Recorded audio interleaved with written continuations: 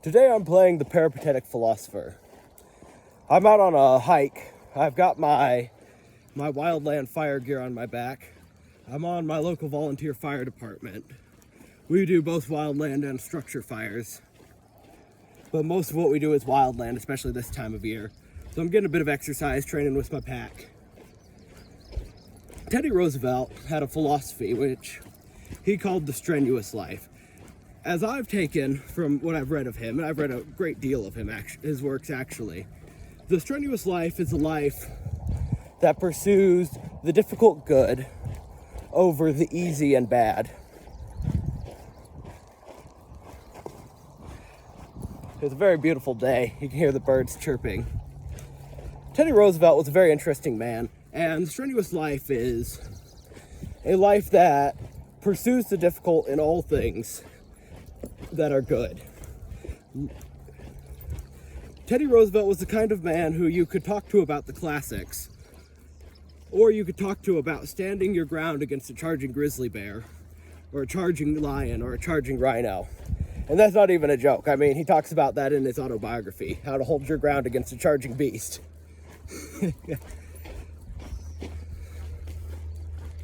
This is going to be a rather slow video, so if you're looking for something fast-paced, this probably isn't the video. I'm just walking around, gathering my thoughts and talking a little bit. And I mostly can't focus on the camera angle because I have to make sure I have good footing out here and make sure there's no snakes. So if the camera angle sucks, sorry guys. You get what you get. Wow, it is pretty. So that's something that I've always tried to pursue in my own life, is what Teddy Roosevelt calls the strenuous life. Teddy Roosevelt was the kind of man who always pursued those things that are difficult but are great. And that's why he was such a great man. I mean, and that's why in a lot of ways, I pursue so heavily going out into the wilderness. It's because of my admiration of him. It's a heavy reason why I would join an organization like my local volunteer fire department. You know, why I would look into possibly joining other organizations up here that I don't necessarily want to talk on right now. That, you know, they're difficult. On the fire department, I have to deal with first response. You know, I have to see stuff. We live near a pretty busy highway out in the country, and bad stuff happens. You know, we have to deal with fires. Fires are a lot of fun as long as nobody gets hurt. But traffic accidents are what they are. One of the things that I think kept Teddy Roosevelt up in spirit throughout his life, because he lived a difficult life, but he was always a very, very happy fellow. You know, he was a very happy man, but he had a hard life. I mean, in one day, both his mother and his first wife died. Could you imagine that at a very young age, too? He was a very young man to have his wife die.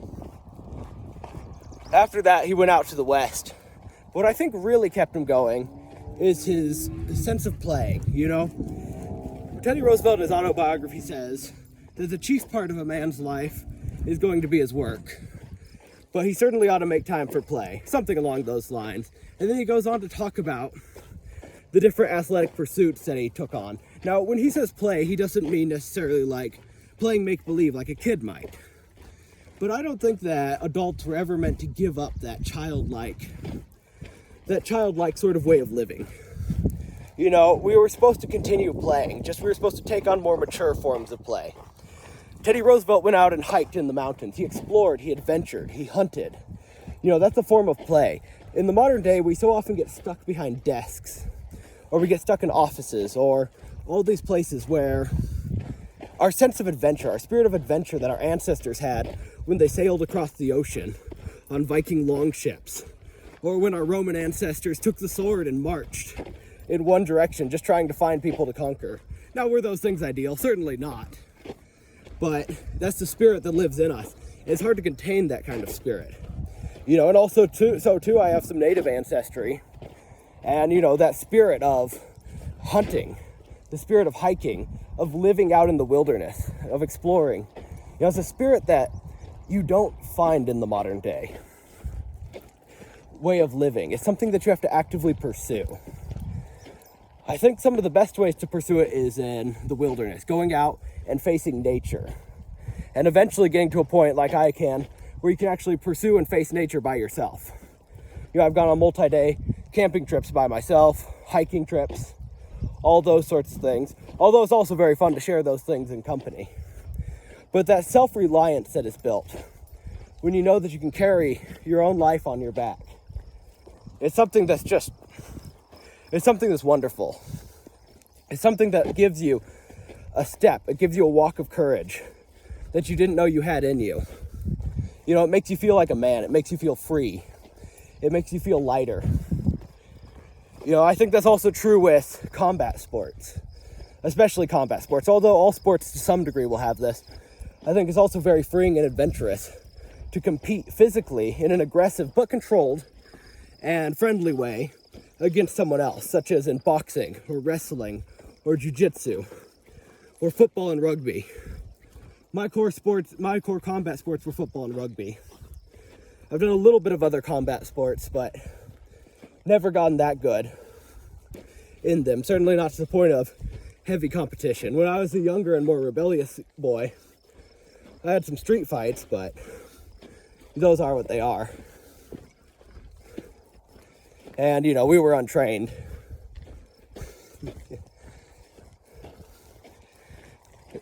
Let me show you around a little bit. Hopefully my camera angles aren't too bad. We're just out in the valley, out in the American West, strolling around. This is really what I think freedom is all about.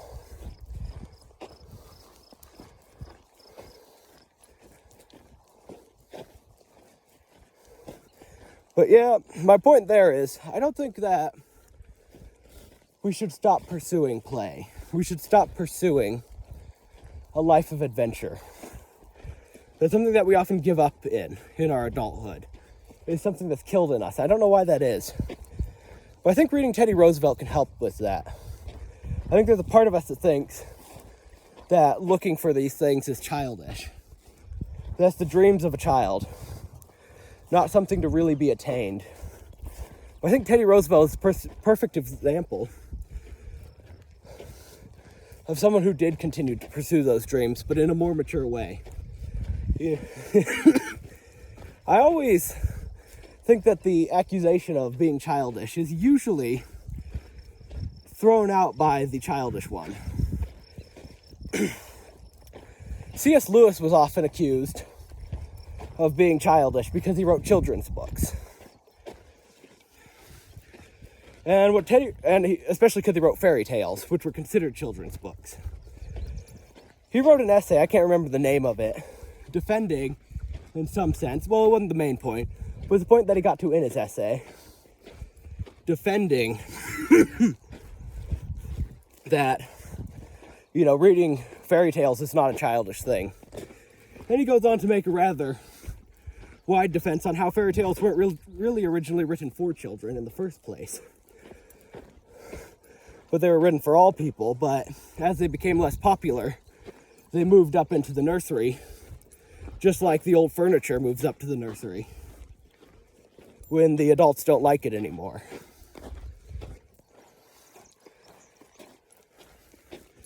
But Lewis makes the point that, and he's quoting from St. Paul, that when he became an adult, he put away childish things. And that includes, this is C.S. Lewis's part, that includes the fear of being considered childish. I think we need to come back to looking at the world with a childish sense of joy in some sense. We need to look at the world with that kind of excitement. I think it's the only way that you can live life with a smile. Because life is hard, And depending on what you do, you're going to see hard things. Teddy Roosevelt did. I can't imagine the blood he saw when he led the Rough Riders up San Juan Hill. He lived out in the West. He says in his autobiography he saw men die violent deaths. I don't like to get too personal, so I won't. But, those are the kind of things that first responders see often. I've been fortunate to not see too much of that kind of stuff yet. But I think the only way to keep going is to go at life with a smile, especially when you run into those hard things. And I think what really kept Teddy Roosevelt going was that smile, with that joy going through a hard life like that. Is that happy, almost childish sense of adventure. And I think that we need that there's that lost spirit of adventure. I think that can be found. And I think that one of the best places to find that is the wilderness. Out in the trees, out in the woods. Listen to all those beautiful birds. Going up a pretty steep hill. Not that steep, but I'm complaining. A little bit steep for talking, though. Covering pretty decent ground for our talking, though. We got rattlesnakes out here, so I gotta keep my eyes peeled. I've killed a number of rattlesnakes, though. They don't really scare me too much. Although maybe that's why they'll get me, is because I let my guard down too much. Because I've killed so many already. We also have bears, mostly black bears. Grizzlies don't usually get down here. And mountain lions. Something bedded down here. You can see the way that's all bedded down there. Some animal must have been bedded down there. But yeah, and the lions scare me more than the bears. I determined when I was younger, although I'm not sure if it's true, that a black bear, I think I could fight him off with my bare hands. I don't think I could beat him, but I think I could hit him hard enough in the nose. And with a couple good hits, scare the beast off. Grizzly bear, on the other hand. So my grandfather had two stuffed bears. He had a stuffed black bear that was standing on his hind legs, and a stuffed grizzly.